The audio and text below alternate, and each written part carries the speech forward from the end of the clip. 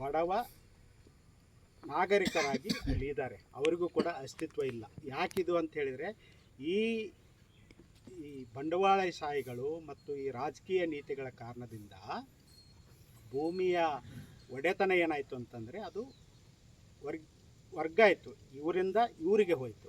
ಅಂದರೆ ಇಂಥ ಸಮಸ್ಯೆಗಳನ್ನು ನಾವು ಗಮನದಲ್ಲಿ ಇಟ್ಕೊಂಡು ನೋಡಿದಾಗ ಇವತ್ತು 26ರಲ್ಲಿ ಅಂದರೆ 2026ರಲ್ಲಿ ಭೂಮಿ ಪ್ರಶ್ನೆ ಏನಾಗಿದೆ ಅಂತ ಹೇಳಿದರೆ ಅದು ಬಹುತೇಕವಾಗಿ ರಿಯಲ್ ಎಸ್ಟೇಟ್ ದಂಧೆಯ ಒಂದು ಮಾಫಿಯಾದಲ್ಲಿ ಸಿಗಾಕ್ಕೊಂಡಿದೆ.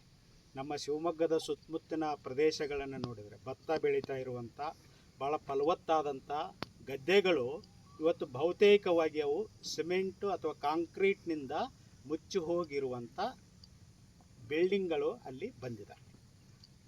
ಹಾಗಾದರೆ ಯಾರು ಯಾರನ್ನು ಈಗ ಶೋಷಿಸ್ತಾ ಇದ್ದಾರೆ, ಯಾರು ಯಾರನ್ನು ನಿಯಂತ್ರಿಸ್ತಾ ಇದ್ದಾರೆ, ಯಾರು ಯಾರಿಗೆ ಹಕ್ಕನ್ನು ದಯಪಾಲಿಸ್ತಾ ಇದ್ದಾರೆ, ಹಕ್ಕನ್ನು ಕೊಡ್ತಾ ಇದ್ದಾರೆ ಅನ್ನೋದನ್ನು ನೋಡಿದರೆ ನಮಗೆ ಈ ಪ್ರಶ್ನೆಗಳನ್ನು ನಾವು ತಿರುಗು ಮುರುಗು ಮಾಡಿದರೆ ಆವಾಗ ಅದರ ಆಂತರ್ಯದಲ್ಲಿರುವ ಶೋಷಣೆಯ ಸ್ವರೂಪ ಏನಾಗಿದೆ ಅಂದರೆ ಅದು ಪಲ್ಲಟ ಆಗ್ತಾ ಇದೆ. ಶೋಷಕರು ಅಲ್ಲಿ ಚೆಹರೆಗಳು ಬದಲಾಗ್ತಾ ಇದ್ದಾರೆ, ಆದರೆ ಶೋಷಣೆಗೆ ಒಳಗಾದವರು ಇದ್ದಾರಲ್ಲ ಅವರು ನಿರಂತರವಾಗಿ ಅವರೇ ಇದ್ದಾರೆ.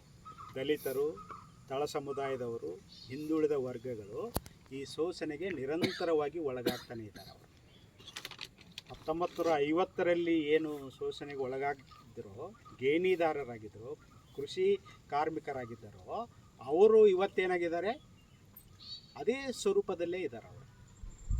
ಆದರೆ ಅವತ್ತು ಬೇರೆದವರ ಜಮೀನಲ್ಲಿ ಅವರು ಕೃಷಿ ಕಾರ್ಮಿಕರಾಗಿದ್ದರು, ಇವತ್ತು ಬೇರೆದವರ ಉದ್ಯಮದಲ್ಲಿ ಅಥವಾ ಬೇರೆದವರ ಫ್ಯಾಕ್ಟ್ರಿಗಳಲ್ಲಿ ಅಥವಾ ಕಂಪ್ನಿಗಳಲ್ಲಿ ಅಲ್ಲಿ ಏನಾಗಿದ್ದಾರೆ ಅಂತಂದರೆ ಯಾವುದೇ ತೀರ್ಮಾನವನ್ನು ತೆಗೆದುಕೊಳ್ಳದ ಉದ್ಯೋಗಿಗಳಾಗಿ ಅಲ್ಲಿ ಕೆಲಸ ಮಾಡ್ತಾರೆ. ಅಂದರೆ ಅವರು ನಿರ್ಧಾರವನ್ನು ತೆಗೆದುಕೊಳ್ಳುವ ಪೊಸಿಷನಲ್ಲಿ ಇಲ್ಲ. ನೀವು ಬಹುತೇಕ CEO ನೋಡಿ, ಯಾವುದೋ ದೊಡ್ಡ ದೊಡ್ಡ ಕಂಪ್ನಿಗಳು ಯಾವ ಜಾತಿಯವರು CEO ದೊಡ್ಡ ದೊಡ್ಡ ಪತ್ರಿಕೋದ್ಯಮಗಳನ್ನು ನೋಡಿ ಯಾವ ಜಾತಿಯವರು ಅಲ್ಲಿಯ ಚೀಫ್ ಎಡಿಟರ್ ಆಗಿರ್ತಾರೆ. ಕರ್ನಾಟಕದ್ದೇ ನೋಡಿ ಅಥವಾ ಶಿವಮೊಗ್ಗದ ಸುತ್ತಮುತ್ತ ನೀವು ಕೆಲವನ್ನ ವಿಚಾರಿಸಿ ನೋಡಿ ಯಾರಾಗಿದ್ದಾರೆ ಅಲ್ಲಿ ಕೆಲಸ ಮಾಡ್ತಾ ಇರುವಂಥವರು. ಮತ್ತು ಯಾರು ಇದು ವರದಿಗಾರರಾಗೋರು, ರಿಪೋರ್ಟ್ ಬರೆಯೋರು, ಮತ್ತೊಂದು ಮಗದೊಂದು ಈ ಕೆಳ ಹಂತದ ಕೆಲಸಗಳೇ. ಆ ಕೆಲಸದಲ್ಲಿ ಏನು ತಪ್ಪಿಲ್ಲ, ಅದ್ರ ಬಗ್ಗೆ ನಾನು ಮಾತಾಡ್ತಿಲ್ಲ. ಆದರೆ ಅದನ್ನು ಅಸಮಾನ ಮತ್ತು ಶೋಷಣೆಯ ನೆಲೆಯಾಗಿ ರೂಪಿಸುವಂಥ ಧೋರಣೆ ಅದು ಇವತ್ತಿಗೂ ಕೂಡ ನಿರಂತರವಾಗಿ ನಡೀತಾ ಇದೆ. ಯಾರು ಜಮೀನ್ದಾರರು ತಮ್ಮಲ್ಲಿ ಆಳುಗಳನ್ನು ಇಟ್ಕೊಂಡು ಅಲ್ಲಿಂದ ಲಾಭವನ್ನು ಪಡ್ಕೊಳ್ತಾ ಇದ್ದಾರೋ, ಉದ್ಯಮಿದಾರರು ಏನು ಮಾಡ್ತಾ ಇದ್ದಾರೆ ಅಂತ ಹೇಳಿದ್ರೆ ಆ ಜಮೀನಲ್ಲಿ ದುಡಿತಾ ಇರುವಂಥ ಆಳುಗಳ ಮಕ್ಕಳ ಮೊಮ್ಮಕ್ಕಳನ್ನು ತಮ್ಮ ಕಂಪ್ನಿಗಳಲ್ಲಿ, ತಮ್ಮ ಫ್ಯಾಕ್ಟ್ರಿಗಳಲ್ಲಿ, ತಮ್ಮ ಬೇರೆ ಬೇರೆ ಉದ್ಯಮಿಗಳಲ್ಲಿ ಆಳುಗಳನ್ನಾಗಿ ದುಡಿಸಿಕೊಳ್ಳುವಂಥ ಒಂದು ದೊಡ್ಡ ಹುನ್ನಾರ ಅದು ಇವತ್ತು ನಡೆದಿದೆ. ಇದು ನಡೆಯೋದಕ್ಕೆ ಕಾರಣ ಏನು? ಈ ಬಂಡವಾಳಶಾಹಿಗಳ ದರ್ಪ ಮತ್ತು ರಾಜಕಾರಣಿಗಳ ಒಂದು ಅವಿವೇಚನೆಯಿಂದ ಕೂಡಿರುವ ಮತ್ತು ಅತಾರ್ಕಿಕವಾಗಿರುವ, ಅವೈಚಾರಿಕವಾಗಿರುವ ದೃಷ್ಟಿಕೋನ. ಎಲ್ಲರೂ ಶಾಂತವೀರಿ ಗೋಪಾಲ್ ಗೌಡ್ರ ಥರನೇ ಇದ್ದಾರೆ, ದೇವರಾಜ್ ಅರಸ್ ಅವರ ದೃಷ್ಟಿಕೋನವನ್ನೇ ಹೊಂದಿದ್ದಾರೆ ಅಂತ ಯೋಚನೆ ಮಾಡೋದು ತಪ್ಪು. ಬಂಗಾರಪ್ಪನಂಥವರೇ ಅಲ್ಲಿದ್ದಾರೆ ಅಥವಾ ಕಾಗೋಡು ತಿಮ್ಮಪ್ಪನಂಥವರೇ ಎಲ್ಲರೂ ರಾಜಕಾರಣಿಗಳಂತ ಯೋಚನೆ ಮಾಡೋದು ತಪ್ಪು. ಎಲ್ಲ ರಾಜಕಾರಣಿಗಳಿಗೆ ಅದು ಒಂದು ಇನ್ವೆಸ್ಟ್ಮೆಂಟ್. ಅದು ಅಂದರೆ ಎಲೆಕ್ಷನಿಗೆ ನಿಲ್ಲೋದು, MLA ಆಗೋದು, MP ಆಗೋದು ಅಥವಾ ಮಂತ್ರಿಗಳಾಗೋದು ಅಂತಂದರೆ ಇಟ್ ಈಸ್ ಅನ್ ಇನ್ವೆಸ್ಟ್ಮೆಂಟ್. ಅದು ನಾವು ಇನ್ವೆಸ್ಟ್ ಮಾಡ್ತೀವಿ, ಅಲ್ಲಿಂದ ಅದರ ಪ್ರಾಫಿಟನ್ನು ತೊಗೊಳ್ತೀವಿ. ಅದರ ಡಿವಿಡೆಂಡು ಅವರಿಗೆ ಸೇರಿದ್ದು, ಅದರ ಸರ್ವ ಪ್ರಾಫಿಟ್ ಕೂಡ ಅವರಿಗೆ ಸೇರಿದ್ದು. ಅದರಲ್ಲಿ ಯಾರೂ ಷೇರುದಾರರಿಲ್ಲ, ಯಾರೂ ಪಾಲುದಾರರು ಇಲ್ಲ. ಏಕಮೇವ ಯಜಮಾನ ಮಾತ್ರ. ಸೊ ಇಂಥ ಧೋರಣೆಗಳು ಸೃಷ್ಟಿಯಾದ ಮೇಲೆ ಭೂಮಿಯ ಪ್ರಶ್ನೆಯನ್ನು ನಾವು ಹೇಗೆ ನೋಡ್ಬೋದು? ಚೋಮನಿಗೂ ಭೂಮಿ ಸಿಗಲಿಲ್ಲ. 80 ವರ್ಷದ ಹಿಂದೆ ಬಂದಂಥ ಶಿವರಾಮ್ ಕಾರಂತರ ಕಾದಂಬರಿಯಲ್ಲಿ ಬರೋ ಒಂದು ಪಾತ್ರ ಚೋಮನ, ಅದು ಭೂಮಿ ಪ್ರಶ್ನೆಯನ್ನೇ ಇಟ್ಕೊಂಡಿರುವಂಥದ್ದು. ಕುವೆಂಪು ಕಾದಂಬರಿಗಳಲ್ಲಿ ಬಂದಿರುವಂಥ ಕಾನೂರು ಇರ್ಬೋದು ಅಥವಾ ಮದುಮಗಳು ಇರ್ಬೋದು, ಅಲ್ಲಿ ಬರುವ ಕ್ಯಾರೆಕ್ಟರ್ಗಳು ತಿಮ್ಮ, ಗುತ್ತಿಗೆ ಇವತ್ತಿಗೂ ಭೂಮಿ ಸಿಕ್ಕಿಲ್ಲ. ಮಲೆನಾಡಿನ ಗುತ್ತಿ ಇವತ್ತು ಗುತ್ತಿಯಾಗೇ ಇದೆ. ಆದರೆ ಗುತ್ತಿ ಅವನು ತೀರ್ಥಹಳ್ಳಿ ಅಲ್ಲಿ ಯಾವುದೋ ಫ್ಯಾಕ್ಟ್ರಿಯಲ್ಲಿನೋ ಅಥವಾ ಇನ್ಯಾವುದರಲ್ಲಿ ಕೆಲಸ ಮಾಡ್ತಾ ಇರ್ಬೋದು. ಅವನು ಕುಪ್ಪಳಿಯಲ್ಲಿ ಅಥವಾ ಸುತ್ತಮುತ್ತ ಹಳ್ಳಿಗಳಲ್ಲಿ ಇಲ್ಲದೇ ಇರ್ಬೋದು, ಸಿಂಬಾವಿಯಲ್ಲಿ ಇಲ್ಲದೇ ಇರ್ಬೋದು. ಆದರೆ ಅವನು ಇರ್ಬೋದಾಗಿದ್ದು ಯಾವುದೋ ನಗರದಲ್ಲಿನೋ ಪಟ್ಟಣದಲ್ಲಿನೋ ಇನ್ನೊಂದು ಮನೆಯ ಕೆಲಸಕ್ಕೋ ಅಥವಾ ಯಾವುದೋ ಕಂಪ್ನಿಯಲ್ಲಿ ಇರ್ಬೋದು. ಸೊ ಈ ಪಲ್ಲಟವನ್ನು ನಾವು ಗಮನಿಸಿದಾಗ ಭೂಮಿಯ ಪ್ರಶ್ನೆ ಅನ್ನುವಂಥದ್ದು ನಮ್ಮ ಅಸ್ತಿತ್ವದ ಪ್ರಶ್ನೆಯಾಗಿ ಅದು ನಿರಂತರವಾಗಿ ಕಾಡ್ತಾನೆ ಇದೆ. ಅಂದರೆ ಒಂದು ಕಾಲದಲ್ಲಿ ಅದು ನಮ್ಮ ಸಾಮಾಜಿಕ ಅಸ್ತಿತ್ವದ ಪ್ರಶ್ನೆಯಾಗಿ, ನಮ್ಮ ಅನ್ನದ ಅಸ್ತಿತ್ವದ ಪ್ರಶ್ನೆಯಾಗಿ, ನಮ್ಮ ಕುಟುಂಬದ ಅಸ್ತಿತ್ವದ ಪ್ರಶ್ನೆಯಾಗಿ ಇದ್ದರೆ, ಇವತ್ತು ನನ್ನ ವ್ಯಕ್ತಿಯಾಗಿಯೇ ನನ್ನ ಅಸ್ತಿತ್ವವನ್ನು ಉಳಿಸಿಕೊಳ್ಳುವುದರಲ್ಲಿ ಅದು ಹೇಗೆ ಪಾತ್ರ ವಹಿಸ್ತಾ ಇದೆ ಅನ್ನೋದನ್ನು ನಾವು ಗಮನಿಸಬೇಕಾಗಿ ಇದೆ. ಸೊ ಇದು ಬೇರೆ ಬೇರೆ ನೆಲೆಗಳಲ್ಲಿ ಇದರ ರೆಕ್ಕೆಗಳು ಹರಡಿಕೊಂಡಿದ್ದಾವೆ. ಅದು ಅಧಿಕಾರದ ಪ್ರಶ್ನೆಯಾಗಿದೆ, ಅದು ರಾಜಕೀಯ ಪ್ರಶ್ನೆಯಾಗಿದೆ, ಅದು ಸಾಮಾಜಿಕ ಪ್ರಶ್ನೆಯಾಗಿದೆ, ಅದು ಬಂಡವಾಳಶಾಹಿಗಳ ಪ್ರಶ್ನೆಯಾಗಿದೆ, ಅದು ಮತ್ತು ದೊಡ್ಡ ದೊಡ್ಡ ಉದ್ಯಮಿಗಳ ಪ್ರಶ್ನೆಯಾಗಿದೆ. ಈ ಜಮೀನುಗಳನ್ನು ರಾಜ್ಕುಮಾರ್ಗೆ ಜಮೀನು ಕೊಟ್ಟಿದ್ದು ಅವರ ಸಮಾಧಿ ಬಗೆಗೆ ಒಂದು ಪ್ರಶ್ನೆ ಎತ್ತಿದ್ದರು ಚೇತನನ್ನು. ಆ ಪ್ರಶ್ನೆ ಎತ್ತಿದ್ದನ್ನ ಅದನ್ನು ಅವರು ಬಂದು ಅವ್ರ ಮೇಲೆ ಹಲ್ಲೆ ಮಾಡಿ ಖಂಡಿಸಿದ್ದು ಅದು ಬೇರೆ ವಿಷಯ. ಆದರೆ ಆ ಪ್ರಶ್ನೆ ಎತ್ತಬೇಕಾದಾಗ ಯಾಕೆ ತಳ ಸಮುದಾಯದ ಒಬ್ಬ ನಟನ ಗೆ ಕೊಟ್ಟಿರುವ ಒಂದು ಸಮಾಧಿಯ ಜಾಗವನ್ನು ಪ್ರಶ್ನೆ ಮಾಡುವಂಥದ್ದು ಯಾಕೆ ಬಂತು ಅನ್ನೋದನ್ನು ನಾವು ಕೇಳಬೇಕು. ಯಾಕೆ ಅದನ್ನೇ ಕೇಳ್ತಾ ಇದ್ದಾರೆ? ಬೇರೆ ಅಂಥವು ನೂರಾರು ಜನಕ್ಕೆ ಕೊಟ್ಟಿದ್ದಾರೆ. ಕುವೆಂಪು ಭಾಷಾ ಕಲಾಗ್ರಾಮದಲ್ಲಿ ಜೆ ಶಿವರುದ್ರಪ್ಪನವ್ರ ಸಮಾಧಿ ಇದೆ, ಅದು ಸರ್ಕಾರದ್ದೇ. ಅದು ಅನಂತಮೂರ್ತಿಯವರ ಸಮಾಧಿ ಇದೆ ಅಲ್ಲಿ. ಯಾಕೆ ಅಲ್ಲಿ ಮಾಡಿದರು ಅಂತ ಯಾರೂ ಕೇಳಲ್ಲ. ಯಾಕೆ ಇವ್ರನ್ನೇ ಕೇಳ್ತಾ ಇದ್ದಾರೆ ಅಂತ ಹೇಳಿದರೆ, ಯಾರು ತಳ ಸಮುದಾಯದಿಂದ ಬಂದಿದ್ದಾರೆ, ಯಾರಿಗೆ ಸಾಮಾಜಿಕವಾದ ಸಾಂಸ್ಕೃತಿಕವಾದ ಬೆಂಬಲ ಹಿನ್ನೆಲೆ ಅಪಾರವಾಗಿಲ್ಲವೋ ಅವರು ಯಾವಾಗಲೂ ಕೂಡ ಆ ಬೆಂಬಲ ರಹಿತವಾಗಿರುವ ಯಾವುದೇ ಸಾಂಸ್ಥಿಕ ಬೆಂಬಲವನ್ನು ಪಡೆಯದೇ ಅವರು ಅಬ್ಬೆಪರೆಗಳಾಗಿಯೇ ಅವರ ಬದುಕು ಇರಬೇಕು ಮತ್ತು ಅವರು ಹಾಗೆ ಹೊರಟು ಹೋಗಬೇಕು ಅನ್ನುವ ಒಂದು ದೊಡ್ಡ ಧೋರಣೆ ನಮ್ಮ ಒಳಗಡೆ ನಿರಂತರವಾಗಿ ಎಚ್ಚರವಾಗಿದೆ. ನಾವು ಬಗ್ಬಡಿಬೇಕು ಅಂತ ಹೇಳಿದರೆ, ಈ ಧೋರಣೆಯನ್ನು ನಾವು ನಾಶ ಮಾಡಬೇಕು ಅಂತ ಹೇಳಿದರೆ, ನಾವು ನಮ್ಮ ಅಸ್ತಿತ್ವದ ಬಗೆಗೆ, ನಮ್ಮ ಊರುಗಳ ಬಗೆಗೆ, ನಮ್ಮ ಹಳ್ಳಿಗಳ ಬಗೆಗೆ ಇರುವ ಅಭಿಪ್ರಾಯಗಳು ಬದಲಾಗಬೇಕು. ಹಳ್ಳಿಗಳು ಅಂದರೆ ಸಾಮರಸ್ಯದಿಂದ ಕೂಡಿದ್ದವು ಮತ್ತು ಅಲ್ಲಿ ಏಕತೆ ಇದೆ, ಅಲ್ಲಿ ಒಗ್ಗಟ್ಟಿದೆ, ಅಲ್ಲಿ ಜಾತಿ ಇಲ್ಲ, ಅಲ್ಲಿ ಧರ್ಮ ಇಲ್ಲ. ಮೊಹರಂ ಮಾಡಿದರೆ ಎಲ್ಲರೂ ಸೇರಿ ಮಾಡ್ತಾರೆ, ಊರ ದೇವಿ ಜಾತ್ರೆ ಮಾಡಿದರೆ ಎಲ್ಲ ಸೇರಿ ಮಾಡ್ತಾರೆ. ಎಲ್ಲ ಒಂದು ಕಡೆ ಸೇರಿದ ತಕ್ಷಣವೇ ಅಲ್ಲಿ ಐಕ್ಯತೆ ಇದೆ, ಏಕತೆ ಇದೆ, ಸಾಮರಸ್ಯ ಇದೆ, ಸೌಹಾರ್ದತೆ ಇದೆ ಅನ್ನುವ ಪ್ರಶ್ನೆಯನ್ನು ನಾವು ಯೋಚಿಸುವ ಅಗತ್ಯನೇ ಇಲ್ಲ. ನಮ್ಮ ಎಲ್ಲ ಬಿರುಕುಗಳು ನಮ್ಮ ಮನಸ್ಸಲ್ಲಿದ್ದಾವೆ, ನಮ್ಮ ಬುದ್ಧಿಯಲ್ಲಿದ್ದಾವೆ. ಹಾಗಾಗಿ ಆ ಬಿರುಕುಗಳನ್ನು ಹಾಗೇ ಸ್ಥಿತಗೊಳಿಸುವುದಕ್ಕೆ, ಸ್ಥಿರವಾಗುವುದಕ್ಕೆ ಏನು ಯೋಜನೆಗಳು ಮಾಡಬೇಕು ಅದನ್ನು ನಾವು ಮಾಡ್ತಾಯಿದ್ದೀವಿ. ಈಗ ಡಿಲಿಮಿಟೇಷನ್ ಬಗ್ಗೆ ಬಿಲ್ ಬಂತಲ್ಲ, ಅದರ ಬಿಲ್ಲನ್ನು ಯಾವುದ್ರ ಜೊತೆ ಸೇರಿಸಿದ್ರು? ಮಹಿಳಾ ಮೀಸಲಾತಿ ಜೊತೆಗೆ ಸೇರಿದ್ರು.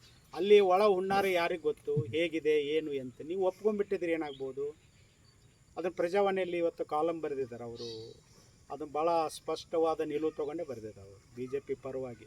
ಈ ದಕ್ಷಿಣದ ರಾಜ್ಯಗಳು ನಾಶವಾಗ್ತವೆ, ನಷ್ಟ ಹೊಂದಿದ್ದಾವೆ, ಇವನ್ನೆಲ್ಲ ನೋಡಿ. ನಮ್ಮ ಭೂಮಿ ಪ್ರಶ್ನೆಗಳನ್ನು ಎತ್ತಿದಾಗ, ನಮ್ಮ ಅಸ್ತಿತ್ವದ ಪ್ರಶ್ನೆಯನ್ನು ಎತ್ತಿದಾಗ, ನಮ್ಮ ರಾಜಕೀಯ ಪ್ರಾತಿನಿಧ್ಯದ ಪ್ರಶ್ನೆಯನ್ನು ಎತ್ತಿದಾಗ, ನಮ್ಮ ಒಟ್ಟು ಬದುಕಿನ ಪ್ರಶ್ನೆಗಳನ್ನು ನಾವು ಮುನ್ನೆಲೆಗೆ ತಂದಾಗ ಈ ಥರದ ಚರ್ಚೆಗಳು ಮುನ್ನೆಲೆಗೆ ಬರ್ತವೆ. ನೀವು ಇದರಿಂದ ನಷ್ಟ ಹೊಂದ್ತೀರಿ, ನೀವು ಇದರಿಂದ ಹಾಳಾಗಿ ಹೋಗ್ತೀರಿ, ನೀವು ಈ ಅವಕಾಶವನ್ನು ಕೈ ತಪ್ಪಿಸ್ಕೋಬಾರ್ದು ಅನ್ನುವಂಥ ಇಂಥ ಉಪದೇಶಗಳನ್ನು ಹೇಳಿ ನಮ್ಮನ್ನು ದಾರಿ ತಪ್ಪಿಸುವಂಥ ಕೆಲಸಗಳನ್ನು ಮಾಡ್ತಾರೆ. ಈ ದೊಡ್ಡದೊಂದು ಸ್ಟಡಿ ಇದೆ, ಸಬಾಲ್ಟನ್ ಸ್ಟಡೀಸ್ ಅಂತೇಳಿ. ಅದರ ರಣಜಿತ್ ಗುಹಾ ಅನ್ನುವಂಥವರು ಒಬ್ಬರು ಒಂದು ವಿಚಾರವನ್ನು ಹೇಳ್ತಾರೆ. ಅವರು ಈ ರೈತ ದಂಗೆಯನ್ನೇ ಕುರಿತು ಅಧ್ಯಯನ ಮಾಡಿದಂಥ ಒಂದು ಪ್ರಬಂಧದಲ್ಲಿ ಹೇಳ್ತಾರೆ. ಅವರು ಒಂದು 5-6 ಸಂಗತಿಗಳೇನೆ. ಅದರಲ್ಲಿ ಒಂದು ಆಂಬಿಗ್ಯುಟಿ ಅಂತ ಒಂದು ಮಾತನ್ನು ಹೇಳ್ತಾರೆ. ಆಂಬಿಗ್ಯುಟಿ ಅಂದರೆ ಪ್ರಾಥಮಿಕವಾಗಿ ದ್ವಂದ್ವ ಅನ್ನುವ ಅರ್ಥ, ಅದು ಅಷ್ಟೇ. ಆದರೆ ಅದರ ತಾತ್ಪರ್ಯ ಏನು ಅಂತ ಹೇಳಿದರೆ, ಕೆಳವರ್ಗದವರು ಮತ್ತು ತಳ ಸಮುದಾಯದವರು, ಹಿಂದುಳಿದವರು, ದಲಿತರು ಇಂಥವರು ಮಾಡಿದ ಕೆಲವು ಸಂಗತಿಗಳು ಅವು ದೊಡ್ಡ ಅಪರಾಧಗಳಾಗಿ ಕಾಣಿಸ್ತವೆ. ಆದರೆ ದೊಡ್ಡವರು ಮಾಡ್ತಾರಲ್ಲ, ಈಗ ಅಂಬಾನಿ ಮಾಡ್ಬೋದು, ಅದಾನಿ ಮಾಡ್ಬೋದು, ಮಲ್ಯ ಮಾಡ್ಬೋದು, ಇಂಥವರು ಈ ಬ್ಯಾಂಕ್ಗಳನ್ನೆಲ್ಲ ದೋಚಿಕೊಂಡು ಓಡಿ ಹೋದವರು, ಇವರು ಮಾಡಿದ್ದು ಯಾವತ್ತೂ ಅಪರಾಧ. ಅದು ಸ್ಟೇಟೇ, ಪ್ರಭುತ್ವವೇ ಅವರ ಇದನ್ನು ವೇವ್ ಆಫ್ ಮಾಡುತ್ತೆ, ಮನ್ನಾ ಮಾಡುತ್ತೆ, ಸಾಲವನ್ನು ಮನ್ನಾ ಮಾಡ್ತಾ ಇರುತ್ತೆ. ಆದರೆ ಈ ಚಿಕ್ಕ ಪುಟ್ಟ ಹಿಡುವಳಿದಾರರು ಮತ್ತು ಸಣ್ಣ ಪುಟ್ಟ ವ್ಯಾಪಾರ ಮಾಡುವವರು ಅದು ಯಾವುದೋ ಈ ಹಸು ಎತ್ತು ಎಮ್ಮೆ ತೆಗೆದು ಸಾಲವನ್ನು ಅದು ಯಾವುದೋ ತಮ್ಮ ಕೃಷಿಗೆ ಉಪಕಾರಿಯಾಗುವಂಥ ಈ ಟ್ರ್ಯಾಕ್ಟ್ರಿಗಳನ್ನು ತೆಗೆದುಕೊಳ್ಳೋದಕ್ಕೆ ಸಾಲ ಮಾಡಿದಾಗ ಅದನ್ನು ಮಟ್ಟಗೋಲು ಹಾಕ್ತಾರೆ ಅವ್ರು ಬಂದು. ಅಂದರೆ ಈ ದ್ವಂದ್ವ ಇದೆ ಅಲ್ವಾ, ಯಾವುದು ಮೇಲ್ವರ್ಗದವರು, ಮೇಲ್ಜಾತಿಯವರು, ಮೇಲ್ಸ್ತರದಲ್ಲಿರುವವರು ಮಾಡಿರುವ ತಪ್ಪುಗಳಲ್ಲ. ಕೆಳಸ್ತರದಲ್ಲಿ ಕೆಳವರ್ಗದವರು ಮತ್ತು ಹಿಂದುಳಿದವರು ಮಾಡೋ ತಪ್ಪುಗಳೇನಾಗ್ತವೆ, ಅವು ತಪ್ಪುಗಳು ಅಂತಾನೇ ಗುರುತಿಸಲ್ಪಡ್ತವೆ. ಆದರೆ ಅವು ತಪ್ಪುಗಳಾಗಿ ಗುರುತಿಸಲ್ಪಡಲ್ಲ, ಅವು ಹಗರಣಗಳಾಗಿಯೂ ಗುರುತಿಸಲ್ಪಡಲ್ಲ. ಇವು ತಪ್ಪು, ಇವುಗಳಿಗೆ ದಂಡನೆ ಇದೆ, ಶಿಕ್ಷೆ ಇದೆ ಎಲ್ಲ.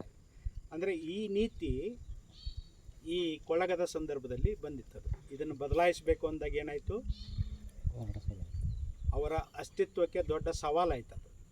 ಅಂದರೆ ಈಗ ನೀವು ಮಹಾಮನ್ನನ್ ಅಂತ ಒಂದು ಸಿನಿಮಾ ಇದೆ ತಮಿಳಲ್ಲಿ, ಅದರಲ್ಲಿ ಅವನು MLA ಆಗಿರ್ತಾನೆ ಪಾಪ. MLA ಆದರೂ ಕೂಡ ಅವ್ನು ನಿಂತಿರ್ತಾನೆ ಕೈ ಕಟ್ಕೊಂಡು. ಅವನ ಮಗ ಹೋಗ್ತಾನೆ, ಅಲ್ಲಿ ಹೋದಾಗ ಅವನು ಕೂತ್ಕೊಳ್ತಾನೆ, ಯಾವುದೋ ಒಂದು ಇದಕ್ಕೆ ಬಗೆಹರಿಸೋದಕ್ಕೆ ಹೋಗಿರ್ತಾನೆ. ಅವನು ಕೂತ್ಕೊಳ್ತಾನೆ, ಅವನಿಗೆ ಹೇಳ್ತಾನೆ, ಅಪ್ಪ ಕೂತ್ಕೊ ನೀನು ಅಂತೇಳಿ. ಇಲ್ಲ ನಾನು ಕೂತ್ಕೊಳ್ಳೋದಿಲ್ಲ, ನೀನು ಮಾತಾಡು ಅಂತ. ಅವಾಗ ಅವನ್ನೇನೋ ಹಾಗೆ ನಡೆಸ್ಕೊಳ್ತಾ ಇರ್ತಾನಲ್ಲ ಅವನು ಯಜಮಾನನೋ ಮಣ್ಣು ಮಸಿ, ಅವನು ಹೇಳ್ತಾನೆ, ಇಲ್ಲ ಅವರು ಕೂತ್ಕೊಳ್ಳೋದಿಲ್ಲ ನಿಮ್ಮಪ್ಪ ಅಂತೇಳಿ. ಯಾಕೆ ಕೂತ್ಕೊಳ್ಳೋದಿಲ್ಲ, ನೀವು ಯಾವತ್ತಾರು ಕೂತ್ಕೊ ಅಂತ ಹೇಳಿದೀಯ ನೀನು ಅಂತ ಕೇಳ್ತಾನೆ ಅವನು ಹೇಳಿರೋದಿಲ್ಲ, ಯಾವತ್ತೂ ಹೇಳಿರೋದಿಲ್ಲ. ಅಂದರೆ ನೀವು ಅವ್ನು ನಿಂತ್ಕೊಳ್ಳೋದೇ ಅವರಿಗೆ ಪ್ರಿಯ. ಅವನು MLA ಆದರೂ ಸರಿ, MP ಆದರೂ ಸರಿ, ಅಲ್ಲಿ ಅಧಿಕಾರ ಇಲ್ಲ ನೋಡಿ. ಜಾತಿ ಪ್ರಶ್ನೆ ಕಾರಣದಿಂದ ಅಧಿಕಾರ ಇಲ್ಲ, ಭೂ ಪ್ರಶ್ನೆ ಕಾರಣದಿಂದ ಅಧಿಕಾರದೇ ಇಲ್ಲ, ಬಂಡವಾಳಶಾಹಿ ಪ್ರಶ್ನೆಯಿಂದ ಅಧಿಕಾರ ಇಲ್ಲ ಅವರಿಗೆ.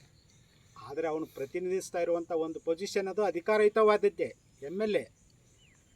ಆದರೆ ಅವನಿಗೆ ಯಾಕೆ ಅಲ್ಲಿ ಅಧಿಕಾರ ದಕ್ಕೋದಿಲ್ಲ, ಅವನು ಕೆಳಜಾತಿ ಅವನು ಅನ್ನುವ ಕಾರಣದಿಂದ. ಸೊ ಅವನ್ನ ಟ್ರೀಟ್ ಮಾಡ್ತಾ ಇರೋದು ಅವನು ಅದೇ ರೀತಿಯಲ್ಲಿ. ಯಾವುದು ಗೇಣಿದಾರನ್ನು ಹೇಗೆ ಟ್ರೀಟ್ ಮಾಡ್ತಾಯಿದ್ರೋ, ಜೀತದಾಳಗಳನ್ನು ಹೇಗೆ ಟ್ರೀಟ್ ಮಾಡ್ತಾಯಿದ್ರೋ, MLA MP ಗಳಾದರೂ ಕೂಡ ಅವರು ಅದೇ ರೀತಿಯಲ್ಲೇ. ಇವರು ಒಡೆಯರು, ರಾಜಕೀಯ ಒಡೆಯರು. ಈ ರಾಜಕೀಯ ಒಡೆಯರಲ್ಲಿ ಇವರು ಗೇಣಿದಾರರಾಗಿ MLA MP ಆಗಿರಬೇಕು. ಅಂದರೆ ಈ ಸ್ಥಿತಿ ಇದೆಯಲ್ಲ, ಇದು ಯಾವುದೇ ನಿರ್ವಾತದಲ್ಲಿ ಹೊರಹೊಮ್ಮಿದಂಥದ್ದಲ್ಲ. ಈ ನಮ್ಮ ಸಮಾಜದಲ್ಲಿ ಇದು ಹೆಪ್ಪುಗಟ್ಟಿದೆ, ನಮ್ಮ ಸಮಾಜದಲ್ಲಿ ಇದೆ. ಆ ಕಾರಣದಿಂದ ಅದು ಸಿನಿಮಾದಲ್ಲಿ ಅದು ಪ್ರತ್ಯಕ್ಷ ಆಗಿದೆ. ಅದು ಯಾರೋ ಪ್ರಗತಿಪರ ಒಬ್ಬ ನಿರ್ದೇಶಕ ಅದನ್ನು ತಂದಿದ್ದಾನೆ ಹೊರತಾಗಿ, ಇಲ್ಲದೆ ಹೋದರೆ ಅದನ್ನು ಇನ್ನೂ ರಿವರ್ಸ್ ಮಾಡ್ತಾಯಿದ್ರು. ಅದನ್ನು ಭಾಳ ರಮ್ಯಗೊಳಿಸಿಬಿಟ್ಟು, ನೋಡಿ ದಲಿತರಿಗೂ, ಹಿಂದುಳಿದವರಿಗೂ, ತಳ ಸಮುದಾಯದವರಿಗೂ, ಹೆಣ್ಣು ಮಕ್ಕಳಿಗೂ ನಾವು ಅಧಿಕಾರವನ್ನು ಬಿಟ್ಕೊಟ್ಟಿದ್ದೀವಿ, ನಾವು ಎಂಥ ತ್ಯಾಗಿಗಳು ನೋಡಿ ಎನ್ನುವಂಥ ಒಂದು ದೊಡ್ಡ ಬಿಲ್ಡಪ್ ಕೊಡುವಂಥ ಸಂಗತಿಯನ್ನು ಕೂಡ ಅವರು ಮಾಡ್ತಾಯಿದ್ರು. ಸೊ ಹಾಗಾಗಿ ಅವತ್ತಿನ ಭೂಮಿ ಪ್ರಶ್ನೆ ನಮ್ಮ ಅಸ್ತಿತ್ವದ ಪ್ರಶ್ನೆ. ಆದರೆ ಇವತ್ತಿನ ಭೂಮಿ ಪ್ರಶ್ನೆ ಏನಾಗಿದೆ, ನಮ್ಮ ಯೋಗ್ಯತೆ ಮತ್ತು ನಮ್ಮ ಬಂಡವಾಳ, ನಮ್ಮ ರಾಜಕಾರಣ, ನಮ್ಮ ಸಮಾಜದ ಸ್ಥಾನಮಾನವನ್ನು ನಿರ್ಧರಿಸುವ ಪ್ರಶ್ನೆಯಾಗಿ ಅದು ರೂಪುಗೊಂಡಿದೆ. ಅಂದರೆ ಭೂಮಿ ಎನ್ನುವಂಥದ್ದು ಅದು ಕೇವಲ ಒಂದು ನೆಲೆ ಮಾತ್ರ ಅಲ್ಲ, ಅದು ಇಡೀ ಬದುಕಿನ ಅಸ್ತಿತ್ವದ ಒಂದು ರೂಪಕವಾಗಿದೆ. ಸೊ ಅಸ್ತಿತ್ವವನ್ನು ಉಳಿಸುವುದಕ್ಕೂ ಅಸ್ತಿತ್ವವನ್ನು ಮುಂದುವರಿಸಿಕೊಂಡು ಹೋಗೋದಕ್ಕೂ ಬೇಕಾಗಿರುವಂಥ ದೊಡ್ಡ ಚಳುವಳಿಯನ್ನು ಈ ಪುಣ್ಯಾತ್ಮರು ಮಾಡಿದ್ದಾರೆ. ಹಾಗಾಗಿ ಅವರಿಗೆ ನನ್ನ ದೀರ್ಘದಂಡ ನಮಸ್ಕಾರಗಳನ್ನು ಹಾಕಿ ನನ್ನ ಮಾತನ್ನು ಮುಗಿಸುತ್ತೇನೆ. ಧನ್ಯವಾದ.